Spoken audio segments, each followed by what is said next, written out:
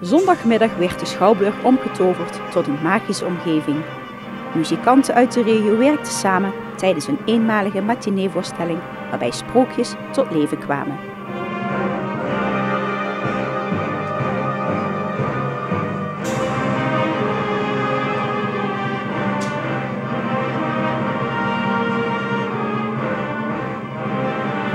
We hebben een heel mooi projectorkest aangevuld vanuit Harmonie Sint-Catharina Leunen, waarmee we een sprookjesconcert verzorgen samen met zandkunstenaar Emmanuel Bois.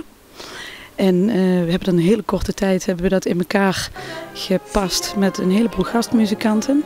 En vandaag is de enige uitvoering daarvan. Nou, we zijn eigenlijk met het eigen orkest Harmonie Sint-Catharina begonnen direct na de zomervakantie. En de gastmuzikanten die zijn er vanaf september bijgekomen. Dus het is nog een vrij korte voorbereiding ook. De bijzondere toevoeging aan de voorstelling kwam van Emmanuel Bois.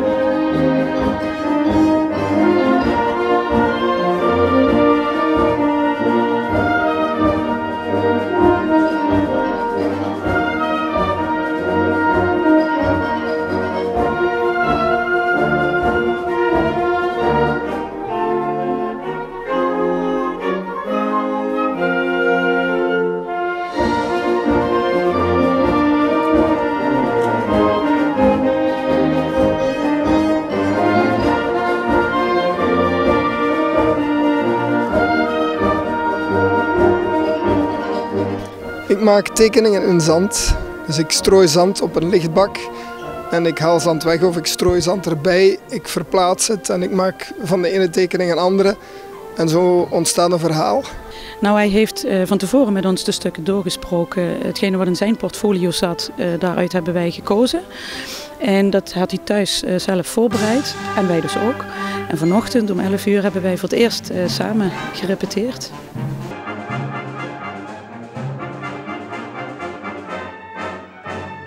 Ik speel fluit en speciaal voor dit projectorkest ben ik weer gaan spelen na 12,5 jaar. We hebben op dinsdagavond gerepeteerd en er zijn ook nog 2 repetitiedagen geweest, 2 zondagen, dat we de hele dag met z'n allen gerepeteerd hebben. Repetities waren natuurlijk wel weer even wennen, maar uiteindelijk staan we hier dan met z'n allen.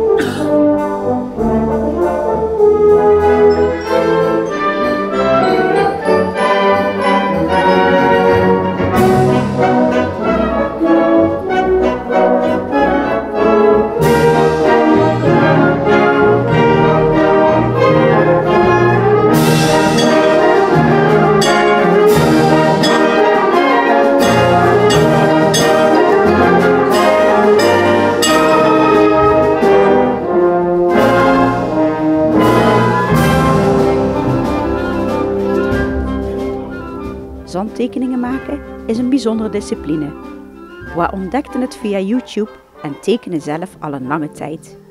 Ik heb heel veel getekend in potlood en pen en dan weer potlood uitgommen, het armpje een beetje hoger zetten, nog eens gommen en dan uiteindelijk in pen en dan volledig uitgommen en dan ben je 3 uur verder voor een klein tekeningetje. En hier in zand moet het gewoon tijdens 4 minuten moet je 10, 15 tekeningen achter elkaar hebben gemaakt die ook nog eens in elkaar overvloeien.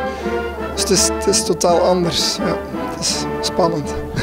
Ja, vooral bij klassieke muziek is het vrij moeilijk om eikpunten te vinden. En bij een liedje waar een tekst op staat, weet je van als ik dit woord hoor, dan moet ik ongeveer daar zijn in mijn tekeningen om op tijd klaar te zijn. En bij klassieke muziek moet je dus heel veel oefenen om mee te zijn met de muziek. En ik vind het ook leuk om mee te doen met de schwung van de muziek, met het ritme. En, ja.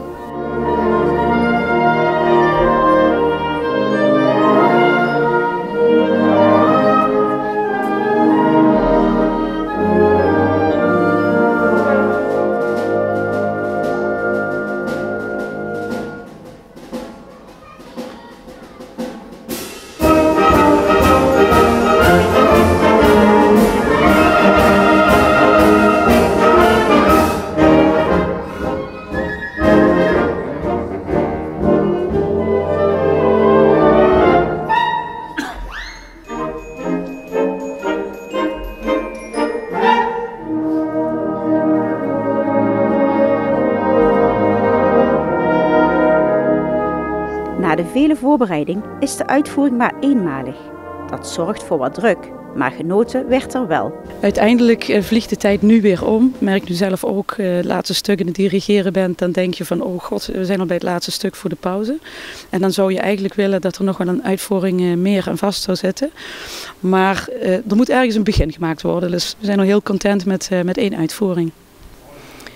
Ja, het is dubbel. Van de ene kant wel, maar van de andere kant leef je ook met z'n allen samen naar dit moment toe. En dat is het dan. Als je live moet optreden, of als ik live moet optreden, ben ik altijd iets zenuwachtiger en ga ik vaak sneller tekenen. Dat is natuurlijk niet de bedoeling, want de muzikanten spelen gewoon op het tempo wat bedoeld is. En, dus dan moet ik soms improviseren. Ik heb deze keer tijdens de repetities gemerkt van oei, ik ga bij dat stuk iets te snel.